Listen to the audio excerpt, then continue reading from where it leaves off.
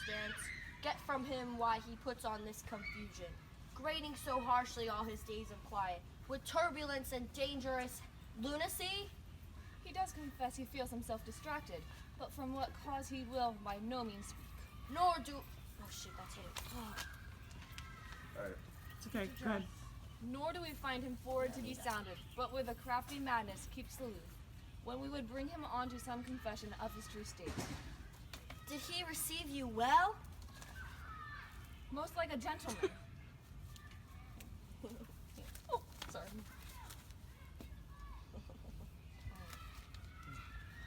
But with much forcing of his disposition. Niggard of question, but of our demands, most free in his reply.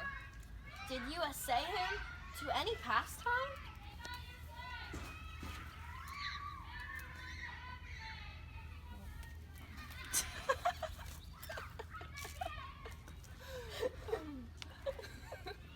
Madam, it so fell out that certain players we all wrought in the way. Of these we told him, and there did seem in him a kind of joy to hear it. They are about the court, and, as I think, they have already ordered this knight to play before him. With all my heart, and it doth much content to me, to hear him so inclined.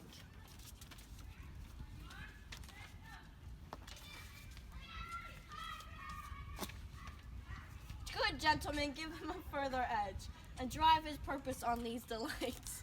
We shall, my lord. Sweet Gertrude, leave us too, for we have closely sent for Hamlet hither, that he, as 'twere by accident, may hear affront Ophelia. Her father and myself, lawful espials, will so bestow ourselves that, seeing unseen, we may of their encounter frankly judge, and gather by him as he is behaved, if it to be the affliction of love or no, that thus he suffers for. I shall obey you.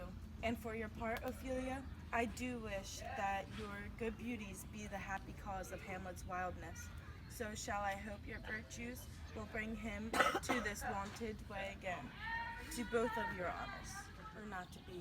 That is the question, whether 'tis nobler in the mind to suffer the slings and arrows of outrageous fortune, or to take arms against a sea of troubles, and by posing end them, to die, to sleep, no more, and by a sleep to say we end the heartache of the thousand natural shocks. The flesh is hair too, 'tis a consummation, devoutly to be wished to die, to sleep.